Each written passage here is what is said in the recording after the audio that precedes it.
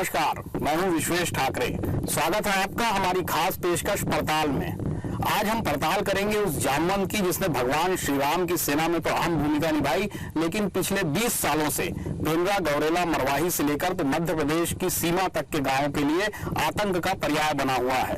भालू इस पूरे इलाके की एक बड़ी समस्या है। करोड़ों रुपए की योजनाएं आई, करोड़ों रुपए इसे कंट्रोल करने के लिए खर्च भी किए गए, लेकिन भालुओं और इंसानों के बीच खाई दिन ब दिन बढ़ती ही जा रही है। अब हालात ये है कि दोनों ही एक दूसरे को देखते ही खत्म कर देने पर तुले हुए हैं। हम इस पड़ताल में जानेंगे कि आखिर क्यों ऐसा हो रहा है कि इतने महत्वपूर्ण जंगली जीव की रक्षा करने वाला इंसान उसे ही मार देने पर तुला हुआ है।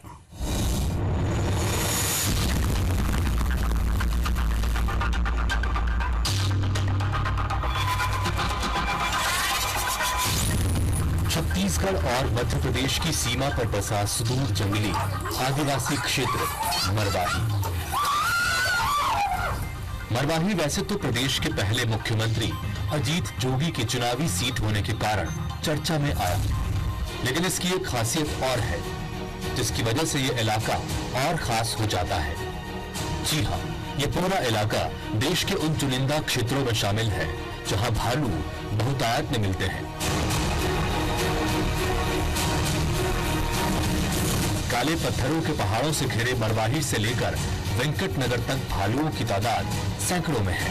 काली चट्टानें होने के कारण यहाँ भालुओं को छिपने के लिए बेहतर जगह मिलती है।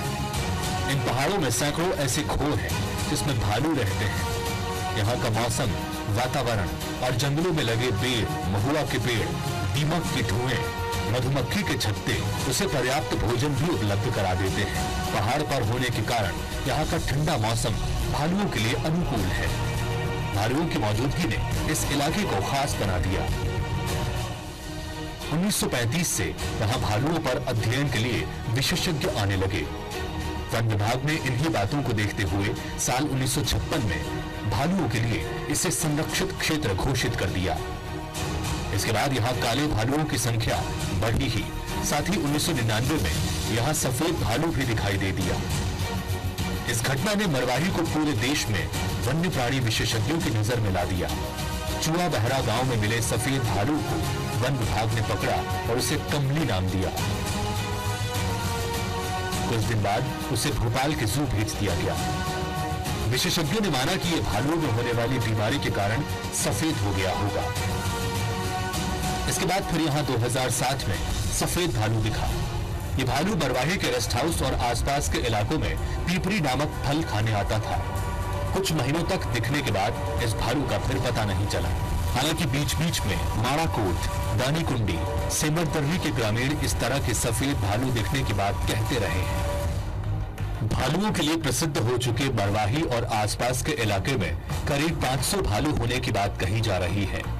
वन विभाग के अधिकारियों का कहना है कि वे लगातार भालुओं के संरक्षण की कोशिश कर रहे हैं। यहाँ के लोग भी अपने क्षेत्र के भालुओं के कारण प्रसिद्ध होने की बात जानते हैं और उनकी कोशिश रहती है कि उनके इलाके की यह खासियत महफूज रहे। वे भी इस शेड्यूल वन प्राणी के बचे रहने, सुरक्षित रहने की कामना करते थे, लेकिन ये बीते दिनों की बात थी। अब हालात बदल गए हैं और लगातार बदल रहे हैं। भालुओं के इंसान पर हमले की पहली घटना ऑन रिकॉर्ड 1995 चुआ बहरा गांव की बताई जाती है। तो ऐसा नहीं था कि 1995 के पहले इस इलाके में भालू नहीं थे, बल्कि ज्यादा थे। लेकिन इसके बावजूद इंसानों और भालुओं के बीच इस तरीके की संघर्ष की स्थिति नहीं थी, क्योंकि तब दोनों अपने अपने इलाके में रहते थे। न तो इंसान जंगल जाते थे और न ही भालू जंगल से इंसानों की बस्ती में आते थे। लेकिन फिर बाद में धीरे धीरे ये संतुलन बिगड़ा। जंगलों में भालुओं के खाने की चीजें कम हुई, पेड़ों की कटाई हुई और जंगल तहस नहस कर दिए गए। नतीजा, भालू के लिए जब जंगल नहीं बचे तो वो इंसानों की बस्ती में आने लग गए और ये संघर्ष शुरू हुआ। अब ये संघर्ष इतना बढ़ चुका है कि हर साल 20 से 25 घटनाएं गंभीर हमले की होती है और घायलों की संख्या तो 100 से अधिक हो जाती है। इन 20-25 जो गंभीर हमले होते हैं उनमें से भी तकरीबन 20 लोगों की मौत हो जाती है। ऐसे में अब भालुओं और इंसानों का संघर्ष इस पूरे इलाके में एक बेहद बड़ी समस्या बन चुका है। 1995 यही वो साल है जब भालुओं और मरवाही के ग्रामीणों के बीच बना भरोसा टूटा, समझौता खत्म हुआ। चुआ बहरा गांव की एक महिला जब लकड़ियां और कंदमूल लाने जंगल गई तो उस पर भालू ने हमला कर दिया। महिला को मारकर उसका मांस भी खाया। इस घटना ने मरवाही के साथ साथ पूरे देश के वन्य प्राणी विशेषज्ञों को चौंका दिया, क्योंकि भालू ज्यादातर शाकाहारी आहार करते रहे हैं और मांसाहार में दीमक के अंडे या दीमक ही खाते रहे हैं। इंसानी मांस के खाने का यह अजीब प्रकरण था। इस घटना के बाद देहरादून वन्य प्राणी संस्थान से एक टीम इस पूरे मामले की रिसर्च करने यहाँ पहुंची थी। पूरे ग्रामीण इस घटना से हैरान थे और अब भालू को खतरा मानने लगे थे। हालांकि इसके बाद भालुओं के हमले होते रहे, लेकिन इन हमलों से मौत नहीं हुई और साल गुजरते रहे, लेकिन भालुओं को लेकर गांव में दहशत फैल गई। दबी हुई इस दुश्मनी का सिलसिला 2012 से एक बार फिर शुरू हुआ और अभी तक जारी है। इंसान और भालू की ये दुश्मनी अब खून का बदला खून में बदल गई है। 2012 में सांचा टिकरा गांव के एक बुजुर्ग को भालू ने उस समय मार दिया जब वो जानवर चराने के लिए जंगल में गया था। इस घटना से भड़के ग्रामीणों ने घेराबंदी कर एक भालू को मार डाला। इसके बाद 2013 में वेंकट नगर की सीमा के जंगल में भालू ने 2 ग्रामीणों को मार दिया। इसका बदला गांव वालों ने भालू को मार कर लिया। इसी साल सिवनी के पंडरी गांव में खेत से घर लौट रहे भगोसा नाम के एक व्यक्ति पर भालू ने हमला किया और बुरी तरह घायल कर दिया। कई 100 टांके झेलने के बाद भगोसा की अस्पताल में मौत हो गई। 2012-13 में भालुओं के हमलों का सिलसिला इतना बढ़ा कि इस साल 4 हमले में 4 लोगों की मौत हो गई, जबकि गुस्साए लोगों ने भी 4 भालुओं को मार गिराया। इस दौरान इस इलाके के दूसरे गांव में भालू के हमले जारी रहे और 26 लोगों के गंभीर रूप से घायल होने की बात रिकॉर्ड में आई।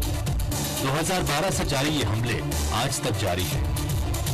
आंकड़ों की बात करें तो इन 4 सालों में करीब 18 मौतें भालुओं के हमले से हुई और 200 लोग घायल हुए हैं।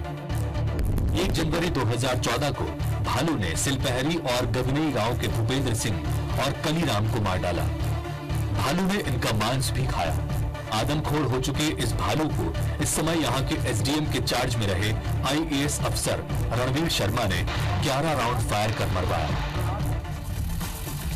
इस पूरे इलाके के किसी भी गांव में चले जाएं, भालू के हमले से घायल मिल जाएंगे। ताजा मामला तो अभी महज 10 दिन पहले का है, जब भालू ने सुबह 7:30 बजे मरवाही मेन रोड से लगे हुए खेत में 16 वर्षीय वर्षा कैवर्त को इतनी बुरी तरह घायल किया कि उसके पूरे शरीर पर टांके लगे हैं और वो मौत के मुंह से लौटी है। वर्षा, किस तरीके से ये पूरी घटना हुई? मैं खड़ी थी तो भालू बगल में आया और मैं भागी थी, पैर को पकड़ के खींच दिया। फिर ऐसे करके 3 बार ऐसे मतलब वो की गुरबिंदी खेली। उसके बाद फिर ऐसे गिरी ना तो पूरा इधर ऐसे वो किया है, 3 बार चिल्ला चिल्ला के किया है। एकदम से पूरा मुंह को अपने यहीं पास रख लिया था, मेरे मुंह के पास। उसके बाद फिर वो किया है ऐसे ऐसे 3 बार से। अच्छा, और चेहरे के अलावा और कहाँ चोट है? यहाँ पास पैर रखा था, यहाँ पास है, यहाँ पास है। अच्छा, उसके बाद फिर कैसे आप यहाँ तक क्या ही चिल्लाई, क्या हुआ फिर उसके बाद जब घायल हो? चिल्लाई, वो चला गया। मेरे को नहीं पता कि वो भागा है कि नहीं भागा है। मैं उठी तो देखी तो नहीं था, तो फिर मैं दौड़ते दौड़ते अपने घर तक आ गई। अच्छा, अभी तक के जो आपके इलाज पे खर्चा हुआ है वो कौन कर रहा है? मेरे पापा करवाए हैं। और सरकार की ओर से कोई मुआवजा? नहीं पता, मेरे को नहीं है, नहीं दिए हैं। अभी तक के कोई आपसे सरकारी अधिकारी मिलने आया हो, वन विभाग का अधिकारी कोई मिलने आया है? कोई भी अधिकारी? उसी दिन सूचना देने के बाद भी कोई नहीं आया है अभी तक। वन विभाग से भी कोई नहीं आया है कोई। उसी दिन दिए थे सूचना, उसके बावजूद भी कोई नहीं आया है। वर्षा पर दिन दहाड़े हुए जानलेवा हमले ने साबित कर दिया कि भालुओं को बस्ती से दूर रखने के सारे प्रयास महज कागजों में चल रहे हैं। इस पूरे इलाके में आतंक और मौत का पर्याय बन रहे ये भालू अब जंगल में बसे गांवों के साथ साथ अपना इलाका बढ़ा रहे हैं और शहरी बस्तियों में भी आकर हमले कर रहे हैं। तो भालुओं और इंसानों की जन्म की इस पड़ताल में अभी हो चला है एक छोटे से ब्रेक का वक्त।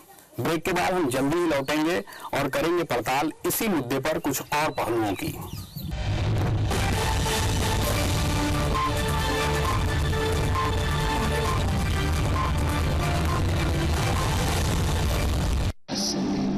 Such जैसी शुद्धता हमारी पहचान। MDH मसाले, the real spice of India. रोशनी का ऐसा है भरोसा। काया ट्यूबुलर बैटरी, भरोसा, लंबी बैटरी लाइफ और लंबे बैकअप का। चंपा, चंदन, लवेंडर, गुलाब, चारों की खुशबू लाजवाब। भक्ति निवास शक्ति, मोक्ष अगरबत्ती। Trimurti Public School, CBSE affiliated English medium school from nursery to class 12. Admission open. Quality education. Learning with fun. Complete air-cooled classes. Audio-visual smart classes. Well-equipped computer lab. Separate hostel for boys and girls in economic budget. Transport facility. Trimurti Public School, Bilaspur, Raipur Road, NH16, Nagar Panchayat, Sargaon. Mobile number 975538010808.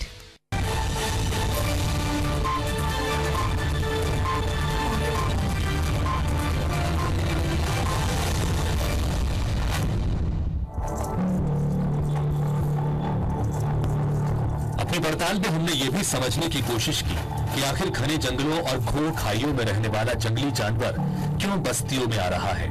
ये एक बड़ा सवाल है। इस सवाल की तह तक जाएं तो गलतियां इंसानों की ही मिलती हैं। भालुओं के जंगल से बाहर आने का सबसे बड़ा कारण है इंसानों का जंगल के भीतर पहुंच जाना। न सिर्फ भीतर पहुंच जाना बल्कि जंगल को तहस नहस कर देना।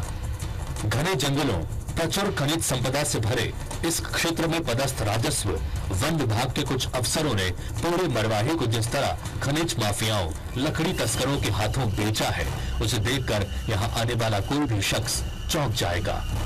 पेंड्रा मरवाही रोड पर घने जंगल के बीच करोड़ों रुपए का क्रशर लगाकर पत्थरों का उत्खनन किया जा रहा है।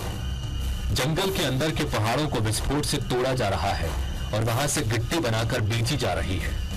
इस समय यहाँ के जो इलाके इस तरह के विस्फोट से कांप रहे हैं उनमें डंडिया, सेमरदर्री, माड़ाकोट, सिवनी, घंटा है। यहाँ अवैध उत्खनन चल रहा है, लिहाजा यहाँ के भालू और दूसरे वन्य प्राणी अपनी जान बचाने के लिए भाग रहे हैं। सिर्फ मरवाही ही नहीं, आसपास के पेंड्रा और गौरेला के धनौली, कोड़गार, कोटमी, चुकती पानी, केवची, पकरिया सहित कई गांवों में भी इस तरह की अवैध खदानें चल रही हैं। सरकार के कुछ मुनाफाखोर अफसर किस तरीके से अपनी कमाई का जरिया सरकारी योजनाओं के बीच निकाल लेते हैं, ये इस क्रशर से साबित होता है। ये क्रशर जिस इलाके में लगा है वो घने जंगल का क्षेत्र है और भालुओं का सर्वाधिक प्रभावित इलाका है ये। अब यहाँ पर ये क्रशर लगा दिया गया है और आसपास के जो जंगल हैं, आसपास की जो पहाड़ियां हैं, उससे यहाँ पर पत्थर खोदे जाते हैं, उस पर विस्फोट किया जाता है वहां पर, और वहां से बड़े पत्थर लाकर यहाँ पर गिट्टी में बदला जाता है। तो ये आखिर इस क्रशर को एक ऐसे संवेदनशील एरिया में मंजूरी मिलना और यहाँ पर करोड़ों की मशीनें लगा दिया जाना, ये बताता है कि किस तरीके से बड़ा घालमेल आदिवासी इलाकों में या जंगली इलाकों में चल रहा है। दरअसल ऐसे समय में जब सरकार भालुओं को जंगलों में रखने और जंगलों को और बेहतर करने और भालुओं को डिस्टर्ब न करने की योजना पर काम कर रही है, वहां पर इस तरीके से माइनिंग का काम होना, इस तरीके से क्रशर लगाया जाना और इस तरीके से बड़े विस्फोट होना, ये साबित करता है कि इस पूरी योजना में कहीं न कहीं जो क्रियान्वयन करने वाली जो एजेंसी है या क्रियान्वयन करने वाले जो अफसर हैं, वो अपनी जिम्मेदारी से कहीं न कहीं चूक रहे हैं और उनका उद्देश्य जो है यहाँ पर भालू और इंसानों के बीच एक बेहतर वातावरण पैदा नहीं करना है, बल्कि अपनी जेबें भरना है। जंगल को सिर्फ अवैध उत्खनन से ही नुकसान नहीं हो रहा है, साथ साथ पेड़ों की अवैध कटाई भी धड़ल्ले से जारी है। यहाँ के सिमरदर्री, नाका, बेलझीरिया, गगनई, पंडरी पानी, जमघनी, बेलपत, खोडली, जोगीसार जैसे कई गांवों में हजारों की संख्या में पेड़ काट दिए गए हैं। अब जब जंगल ही नहीं बचेगा, वहां खाने के लिए फलदार पेड़ नहीं बचेंगे, पानी नहीं होगा, तो भालू कहां जाएंगे। लिहाजा भालू अपनी भूख प्यास मिटाने रोज बस्तियों में पहुंच रहे हैं और आदमियों से सामना होने पर उन पर हमला कर आदमखोर भी बन रहे हैं।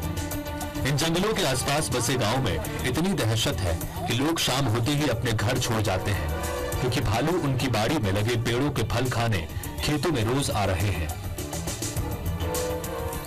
देखिए, ये सरहद है भालुओं और इंसानों के बीच की, महज 5 या 7 फीट। इन्हीं रास्तों से रोज रात में या शाम होते ही आतंक उतरता है। रोज भालुओं का यहाँ से झुंड आता है, या वो 1, 2, 3 की संख्या में आते हैं और इस तरफ आ जाते हैं। इन्हीं भालुओं के डर से या इतने करीब भालू होने के डर से यहाँ के लोग, जो कि बिल्कुल ही सड़क के इस पार रहते हैं, शाम ढलते ही या शाम होने वाली जैसे ही रहती है, यहाँ के लोग ताला लगाते हैं और ताला लगाकर अपने घर से दूसरे तरफ, जो रिश्तेदार दूर रहते हैं इस पूरे इलाके से, वहाँ चले जाते हैं। तो ये जो सिलसिला है ये पिछले कई सालों से यहाँ चल रहा है। लगातार प्रयास किया जा रहा है कि भालुओं और इंसानों के बीच एक दोस्ती का माहौल कायम किया जाए, या फिर ऐसा किया जाए कि दोनों अपनी अपनी सरहदों पर रहे, लेकिन अभी तक के ये होता दिखाई नहीं दिया है।